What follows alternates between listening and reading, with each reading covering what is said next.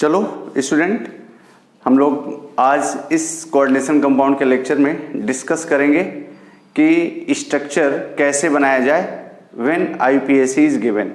ठीक है, when IUPAC is given, coordination compound का IUPAC गिवन होगा और आपसे कहेगा कि इसका स्ट्रक्चर बना दीजिए। ठीक है, तो इसके लिए 2-3 पॉइंट हम फ्रेम किए हैं। 2-3 पॉइंट अगर आप माइंड में सेट करे रहेंगे तो आप कर ले जाएंगे, कोई प्रॉब्लम नहीं आएगी।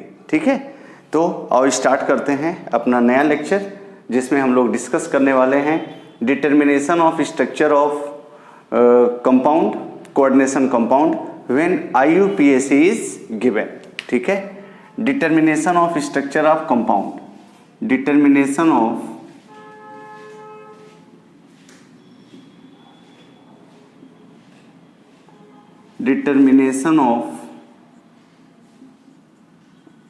structure of compound, determination of structure of compound। ठीक है, तो इसके लिए फॉलोइंग स्टेप्स हम लोग यूज करेंगे।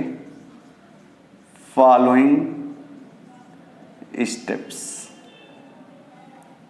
पहला पॉइंट है या पहला स्टेप आप कह लीजिए क्या, right cation first, write cation first and then anion, and then anion, write cation first and then anion। ठीक है, write cation first and then anion। हमारे कॉम्प्लेक्स कंपाउंड में ये तो हमको पता ही है कि एक कैटायन पार्ट होगा, एक एनायन पार्ट होगा। ठीक है, तो हमेशा सबसे पहले कैटायन वाला पार्ट लिखा जाता है। ठीक है, कैटायन वाला पार्ट सबसे पहले लिखा जाएगा। और दूसरा,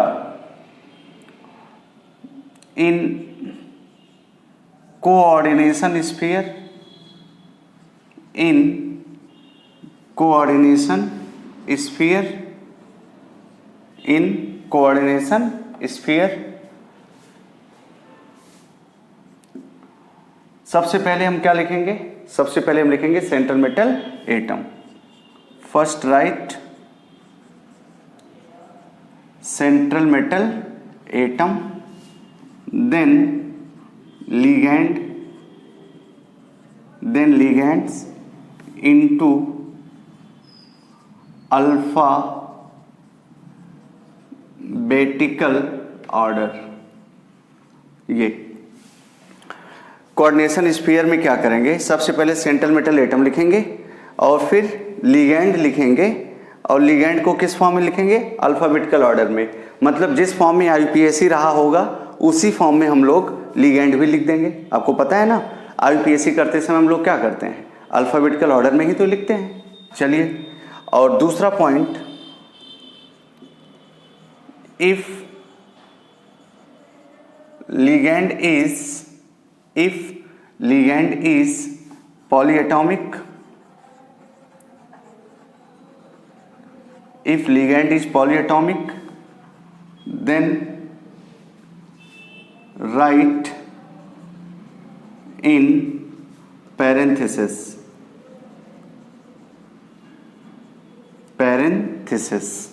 ठीक है, ये हो गया। और तीसरा जो पॉइंट है, तीसरे पॉइंट की हेल्प से हम लोग निकाल लेंगे, चार्ज निकालेंगे जो देगा number of cation and anion. Find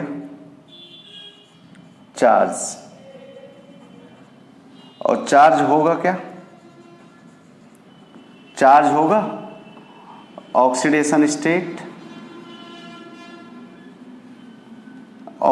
state of CMa plus charge on ligand. ठीक है, और यही जो चार्ज होगा यही नंबर ऑफ कैटायंस के बराबर होगा, नंबर ऑफ कैटायंस को करिस्पॉन्ड करेगा, नंबर ऑफ कैटायंस को।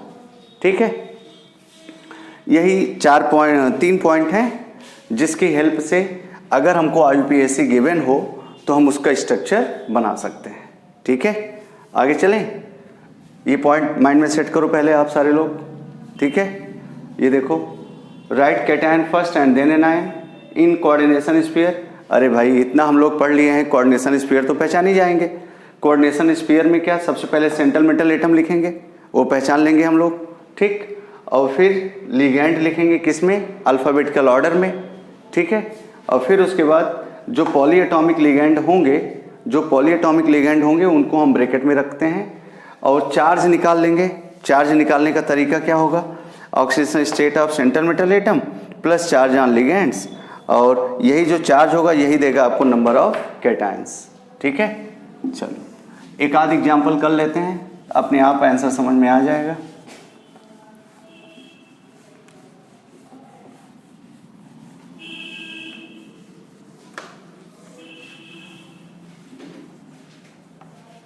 जैसे आपसे हम ये कह दें, जैसे आपसे स्ट्रक्चर ये दे दिया जाए, सॉरी आईपीएस ये दे दिया जाए, फाइंड स्ट्रक्चर, क्या आपको दिया गया potassium hexacyanidoferrate, potassium hexacyanidoferrate second, ये दे दिया पोटेशियम हेक्सा साइनाइडोफेरेट सेकेंड। सबसे पहले कैटायन पहचानो। अब इसका आंसर देखो, कैटायन बताइए, कैटायन कौन है, पोटेशियम है, तो के हो गया। ठीक है, अब उसके बाद सेंट्रल मेटल एटम CMA कौन है, आयरन है। ठीक है, और लिगैंड कौन है, लिगैंड पहचानो, लिगैंड तो एक ही है CN, पॉलीएटॉमिक है, ब्रैकेट में रखते हैं, कितनी बार है, 6 टाइम है। और ऑक्सीडेशन स्टेट क्या है CMA का, बताओ, 2 है। तो सबसे पहले हमने क्या बताया था, सबसे पहले हम कैटायन लिखेंगे, तो कैटायन लिख दिया, फिर स्क्वायर ब्रैकेट लगाएंगे ही लगाएंगे। ठीक है, कोऑर्डिनेशन स्फीयर, उसमें सबसे पहले क्या लिखेंगे, सेंट्रल मेटल एटम, क्या लिखेंगे, सेंट्रल मेटल एटम, और CN लिगैंड उसके बाद लिखा जाता है 6। अब जरा देखो, इस पे कितना चार्ज आएगा, इस पे +1 रहेगा। ठीक, तो +1 को हम मान लेते हैं, पोटेशियम का जो नंबर है वो x है, तो ये जो वैल्यू होती है जो सबस्क्रिप्ट के फॉर्म में होता है वही टूटने के बाद सुपरस्क्रिप्ट में जाता है। ठीक है, वही तो सुपरस्क्रिप्ट में जाता है, तो ये क्या हो जाएगा, x माइनस, क्या हो जाएगा, x माइनस, हमको इसी x की वैल्यू निकालनी है, तो x की वैल्यू हम लोग निकाल लेंगे चार्ज से।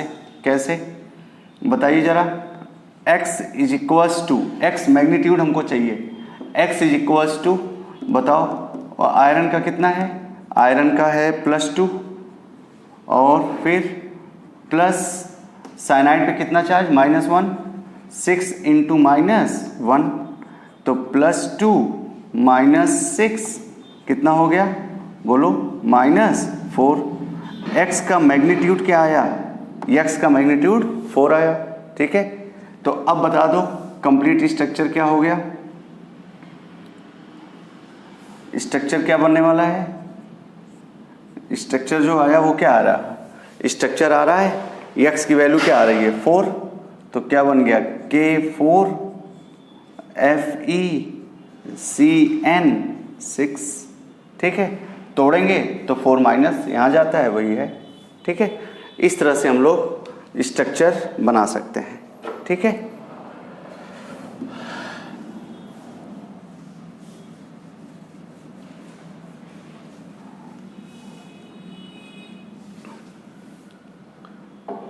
चलो दूसरा स्ट्रक्चर, जैसे आपसे कह दे क्या, sodium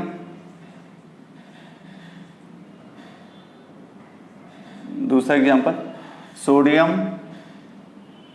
sodium tetra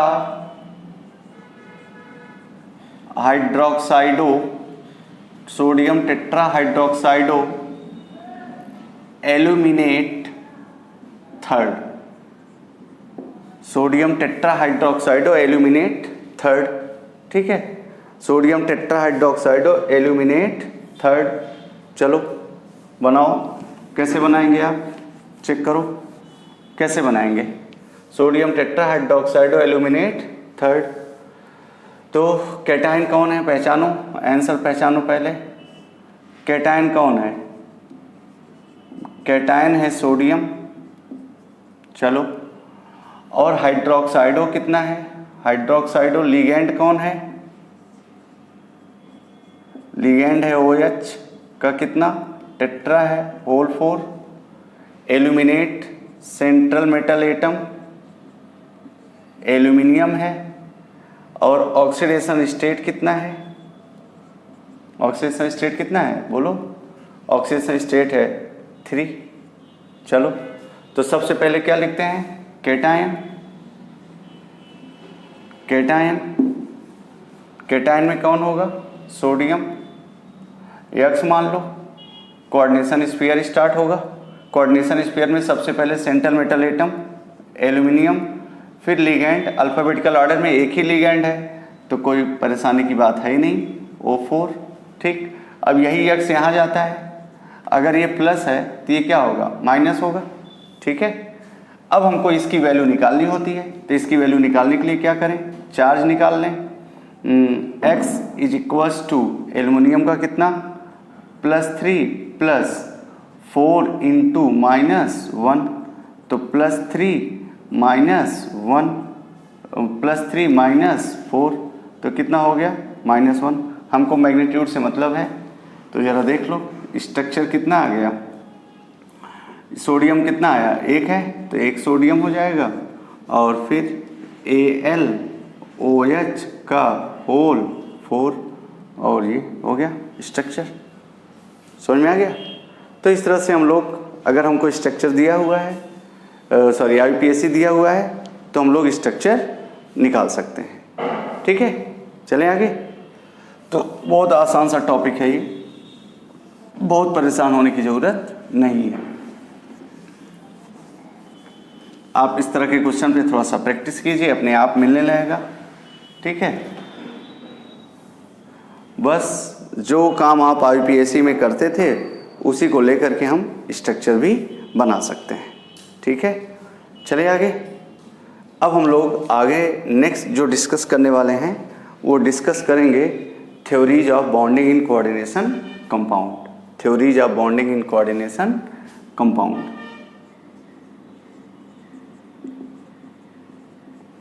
theories of bonding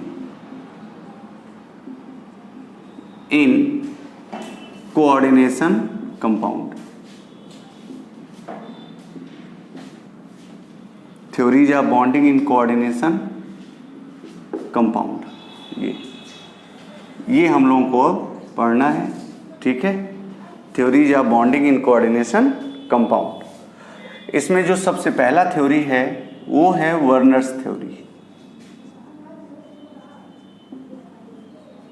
Werner's theory. दूसरा है वैलेंस बॉन्ड थ्योरी,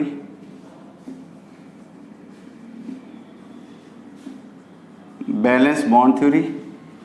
तीसरा जो है, तीसरा हम लोग पढ़ेंगे crystal field theory, crystal field theory. चौथा जो है उसको हम लोग नाम दिए हैं लिगैंड फील्ड थ्योरी, ठीक है। और पांचवा होगा सिडविक्स थ्योरी, और इसी को कहते हैं ईएन रूल, ईएन रूल, ठीक है। इसका शॉर्ट फॉर्म WT होगा, इसका शॉर्ट फॉर्म BBT होगा, इसका शॉर्ट फॉर्म CFT होगा, CFT, और इसका शॉर्ट फॉर्म क्या होगा, LFT होगा। इसी को मॉड के नाम से भी हम बोलते हैं। ये हमको पढ़ना है, ये पढ़ना है, और ये पढ़ना है, इस पे हैशटैग लगा हुआ, बहुत इम्पॉर्टेंट है ये, ठीक है। और फिर हम लोगों को ये पढ़ना है, 1 नंबर का कभी कभी क्वेश्चन आ जाता है। तो जल्दी से सभी थ्योरीज का नाम बताओ। पहली थ्योरी क्या है? पहली थ्योरी है वर्नर्स थ्योरी। दूसरी थ्योरी क्या है? Valence bond theory. तीसरी थ्योरी क्या है? Crystal field theory. और चौथी क्या है? Ligand field theory. और पांचवी क्या है? सिडविक्स थ्योरी। इतनी थ्योरी हैं हमारे पास और इन्हीं सभी थ्योरीज को हम लोग एक एक करके डिस्कस करने वाले हैं, ठीक है। तो ठीक है,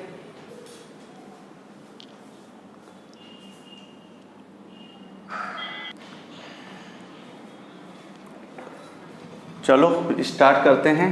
क्या? Werner's theory. चलिए सबसे पहले हम लोग डिस्कस करेंगे Werner's theory.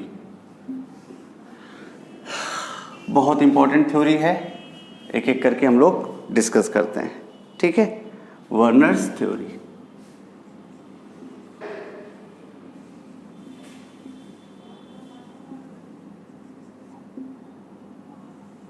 Werner's theory.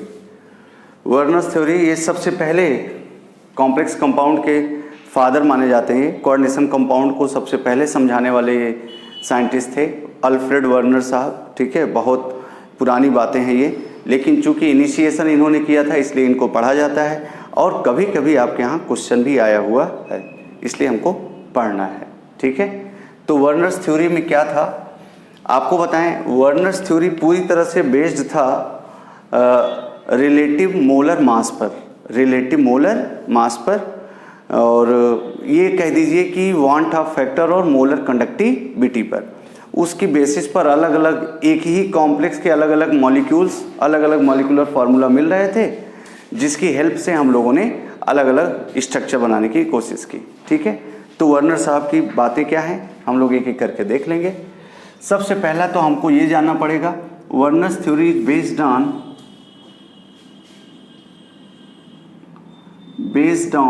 Study of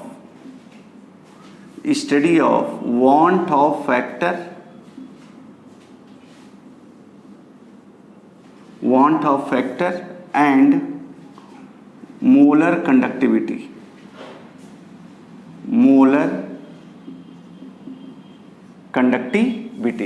want of factor और मोलर कंडक्टिविटी के बेसिस पर हम लोग वर्नर्स थ्योरी के पॉइंट को, वर्नर साहब ने सभी जो कॉम्प्लेक्सेस थे उनका वांट ऑफ फैक्टर निकाला, मोलर कंडक्टिविटी मेजर किया, उसके बेसिस पर अपने पॉइंट्स को उन्होंने रखना शुरू किया, ठीक है। तो इन पॉइंट्स को हम लोग क्या नाम देते हैं, चलो देखते हैं। सबसे पहला पॉइंट इन्होंने कहा इन कोऑर्डिनेशन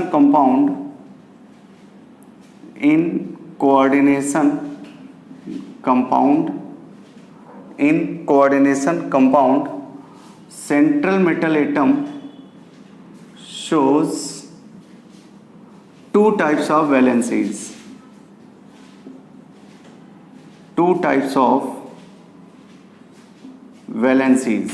ठीक है।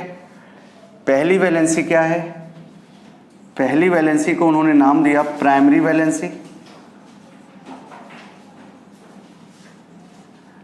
वैलेंसी, और दूसरी वैलेंसी को नाम दिया उन्होंने सेकेंडरी वैलेंसी।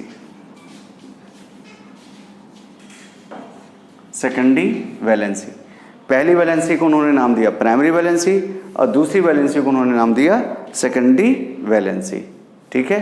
तो जरा देखते हैं हम लोग प्राइमरी वैलेंसी और सेकेंडरी वैलेंसी।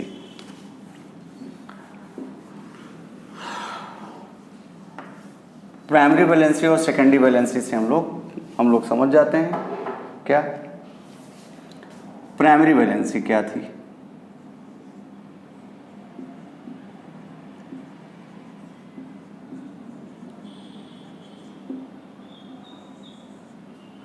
प्राइमरी वैलेंसी क्या थी? प्राइमरी वैलेंसी कुछ नहीं थी, बहुत सिंपल सा।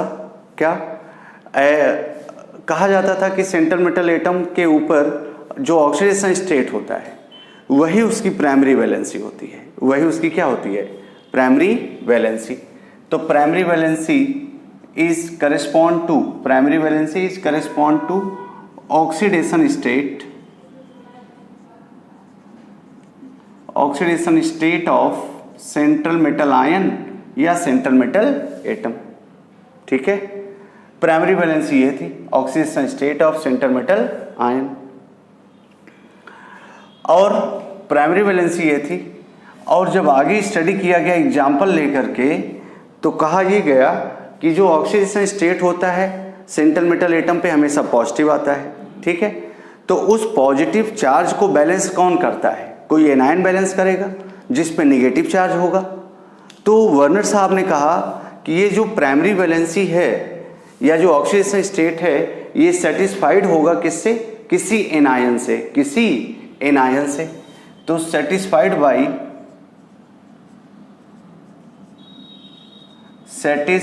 बाई एनायन, ये याद रखिएगा, सेटिस्फाइड बाई एनायन। भाई निगेटिव जाएगा तो पॉजिटिव देके जाएगा, निगेटिव जब हटा तो पॉजिटिव आया, और उसी को सेंट्रल मेटल एटम का या कॉम्प्लेक्स का ऑक्सीडेशन स्टेट कहते हो। तो सेटिस्फाइड बाई एनायन। अच्छा, ये भी देखा गया कि जो एनायन होते हैं वो हमेशा टूट जाते हैं। ठीक है, तो कहा गया कि जो प्राइमरी वैलेंसी होगी वो आयनाइजेबल होती है। ठीक है, आयनाइजेबल मतलब मे बी डिसोसिएट्स, आयनाइजेबल होती है, टूटती है। ठीक है, और फिर कहा गया कि ये जो आयनाइजेबल होती है ये किसके कारण होती है? ड्यू टू आयनिक बॉन्ड के कारण होती है। और फिर कहा गया कि ये जो प्राइमरी वैलेंसी है ये नॉन डायरेक्शनल होती है, इसका कोई डायरेक्शन नहीं होता, नॉन डायरेक्शनल होती है ये। ठीक, क्यों? क्योंकि आयनिक बॉन्ड होता है और आयनिक बॉन्ड तो कोई डायरेक्शन होता नहीं है। ठीक है, नॉन डायरेक्शनल। और फिर कहा गया डू नॉट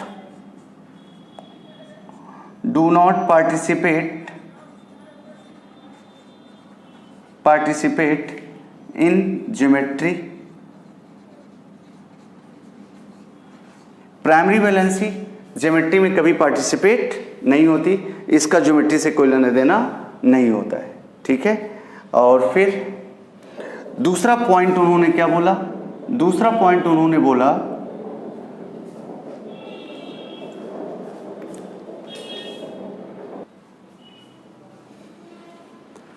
दूसरे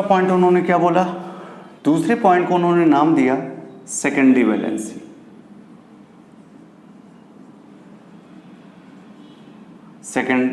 वैलेंसी। अब लोगों ने पूछा कि भाई सेकेंडरी वैलेंसी से क्या मतलब है आपका? तो उन्होंने कहा कि सेकेंडरी वैलेंसी से मतलब बस हमारी इतना है कि जो उसके सराउंडिंग एटम होंगे, सराउंडिंग मॉलिक्यूल्स होंगे, उन्हीं को हम कहेंगे क्या? Secondary valency. और जो सराउंडिंग होंगे उनको हम लोगों ने नाम दिया था कोऑर्डिनेशन नंबर। तो सेकेंडरी वैलेंसी करेस्पॉन्ड टू क्या? Coordination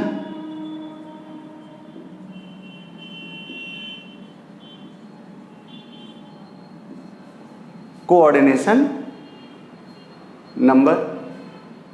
secondary valency is correspond to coordination number. अब बता दो जरा, जो कोऑर्डिनेशन नंबर होता है वो किससे मिलता है? याद करो अपना बेसिक कॉन्सेप्ट, टर्मिनोलॉजी, वो मिलता है लिगेंड से। ठीक है, तो सेटिस्फाइड बाई,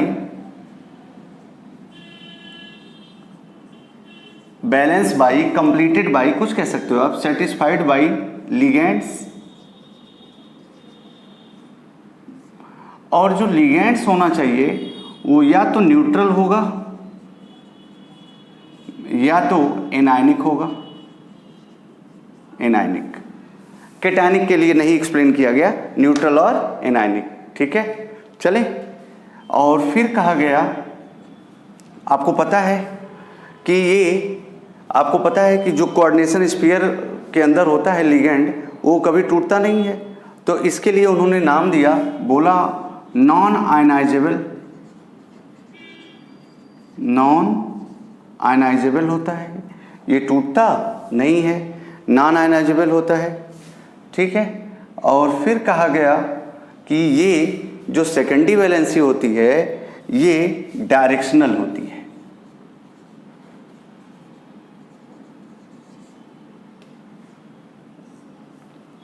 डायरेक्शनल होती है। डायरेक्शनल क्यों होती है? क्योंकि भाई ये एक तरह से आगे आप पढ़ेंगे कोऑर्डिनेट बॉन्ड बनता है, और जो कोऑर्डिनेट बॉन्ड बनता है वो एक तरह का कोवैलेंट बॉन्ड बनता है जो एक प्रॉपर डायरेक्शन में होता है। ठीक है, तो डायरेक्शनल होता है। और फिर कहा गया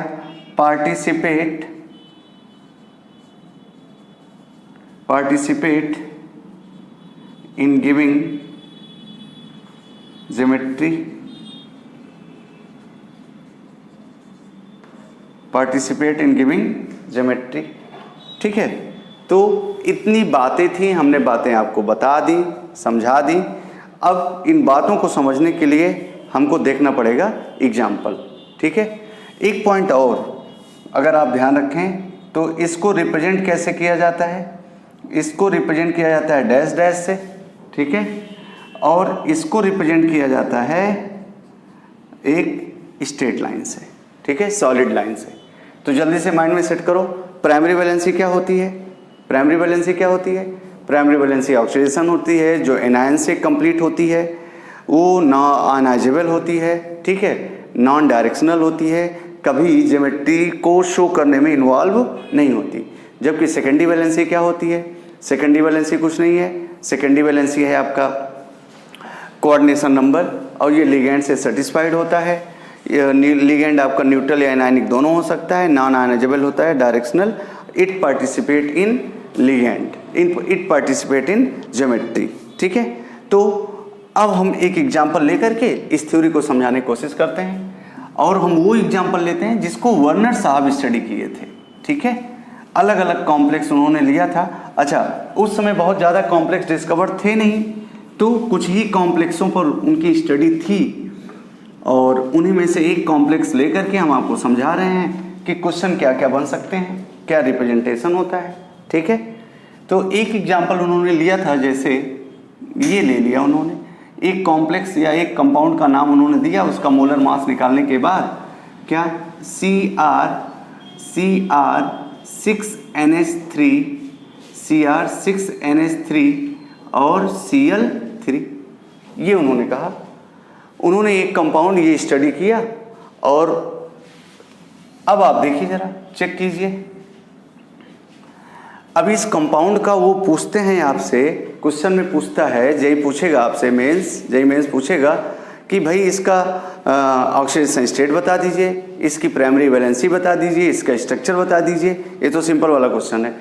तो अब जरा देखिए, जो हम आपको पीछे से पढ़ाते आ रहे हैं वो सारी बातें यूज होंगी। क्या आप देखिए यहाँ पर क्रोमियम का ऑक्सीडेशन स्टेट कितना होगा? क्रोमियम का ऑक्सीडेशन स्टेट कितना होगा, जल्दी से बताइए। X प्लस अमोनिया न्यूट्रल होता है 6 × 0 प्लस क्लोरीन पे -1 चार्ज होता है 3 × -1 is equal to 0। X is equal to कितना हो गया? 3। मतलब क्रोमियम का जो ऑक्सीडेशन स्टेट है, ऑक्सीडेशन स्टेट जो है वो कितना है? 3 है, +3 है। ठीक, और अगर क्रोमियम का ऑक्सीडेशन स्टेट +3 है तो हमने आपको कॉन्सेप्ट सिखाया था कि क्रोमियम का कोऑर्डिनेशन नंबर 6 होना चाहिए, कोऑर्डिनेशन नंबर 6 होना चाहिए। तो इसका स्ट्रक्चर तो आप अब बना सकते हैं। स्ट्रक्चर क्या बना, बोलो भाई? सेंट्रल मेटल एटम कौन? क्रोमियम। सेंट्रल मेटल एटम कौन? क्रोमियम। ठीक, अब अगर सेंट्रल मेटल एटम क्रोमियम है तो बता दीजिए जरा, लिगेंड कौन होगा? अमोनिया। कितनी बार होगा? 6 टाइम्स। ठीक, तभी तो ये, और अनआयसन स्फीयर में कौन जाएगा? Cl3। अब बता, ये स्ट्रक्चर हो गया, ये स्ट्रक्चर हो गया। अब जहां पे जो क्वेश्चन आने वाले हैं वो क्या क्या हैं जरा देखिए। सबसे पहले तो आपसे पूछता है number of ions. Number of ions, अगर नंबर ऑफ आयंस अगर आपको बताना हो तो आप क्या बताएंगे? इसको तोड़ दीजिए। इसको तोड़ने का मतलब क्या?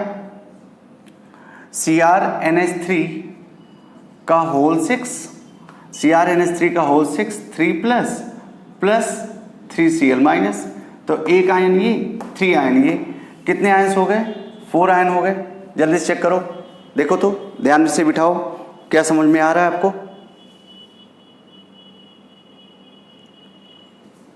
ठीक है। और ये दूसरा जल्दी से बताओ, और जो नंबर ऑफ आयंस होता है वही वांट ऑफ फैक्टर होता है, तो जल्दी से बताओ want of factor, want of factor I क्या था, नंबर ऑफ मोल्स डिसोसिएटेड, बोल दो जरा, dissociated, number of moles before dissociation. अब बताओ नंबर ऑफ मोल्स डिसोसिएटेड कितने हो गए, एक ये हुआ, तीन ये हुआ, तो ये हो गया 4, और डिसोसिएशन के पहले कितना है 1, ये हो गया 4, तो वांट ऑफ फैक्टर कितना आ गया 4 आया कि नहीं, ठीक है। इसी वांट ऑफ फैक्टर को ही मेजर करके उन्होंने मोलर मास निकाला था, ठीक है। और फिर क्या, इसकी सेकेंडरी वैलेंसी पूछा जा सकता है, सेकेंडरी वैलेंसी 6, इसकी प्राइमरी वैलेंसी पूछा जा सकता है, प्राइमरी वैलेंसी बोलो, प्राइमरी वैलेंसी अभी कितना आया था 3। अब अगर आपसे पूछा जाए कि इस सॉल्यूशन में हमने डाल दिया AgNO3 का सॉल्यूशन, AgNO3 एक्सेस में डाल दिया, कितने मोल AgCl का प्रेसिपिटेशन होगा, तो बताओ कितना Cl माइनस बाहर आ रहा है, 3Cl माइनस आ रहा है, तो 3Ag प्लस के साथ रिएक्शन करके 3 मोल्स ऑफ AgCl प्रेसिपिटेटेड होगा, ABCDE, 3 moles of AgCl precipitated on addition of AgNO3, और AgNO3 किस में रहेगा, एक्सेस में, ठीक है। ये हमारा हो गया क्या, वर्नर्स थ्योरी। अब इसमें देखो आप, यही जितने पॉइंट हमने बताए हैं यही सब क्वेश्चन हैं, ठीक है, सब यही क्वेश्चन है। अब अगर स्ट्रक्चर बनाना है तो स्ट्रक्चर आप बना सकते हैं, क्या, सेंटर में कौन, क्रोमियम और 6 अमोनिया आप अरेंज कर दो बोल्ड लाइन से, 6 अमोनिया NH3, 6 अमोनिया जोड़ना है आपको, NH3 ये अरेंज कर दो, 1 2 3 4 5 और ये 6 NH3, और 3Cl लगाना है, कहीं लगा दो Cl, कहीं लगा दो Cl, ये Cl, ये रिप्रेजेंटेशन हो गया, ठीक है। तो ये हमारा वर्नर्स थ्योरी है। नेक्स्ट लेक्चर में हम वर्नर्स थ्योरी पे और क्वेश्चन आपको करवा देंगे, कुछ अच्छे क्वेश्चन करवा देंगे, ठीक है। क्वेश्चन ऐसे ही अभी तक आए हुए हैं। तो ये हमारा क्या कहते हैं, वर्नर्स थ्योरी कंप्लीट हो गया। आप लोग इस पे क्वेश्चन जाके कीजिए और पिछले लेक्चर्स को आप पढ़ते रहिए, ठीक है। नेक्स्ट लेक्चर में हम इस पे 1-2 क्वेश्चन करवाएंगे और फिर बैलेंस बॉन्ड थ्योरी आपको सिखाएंगे। Thank you.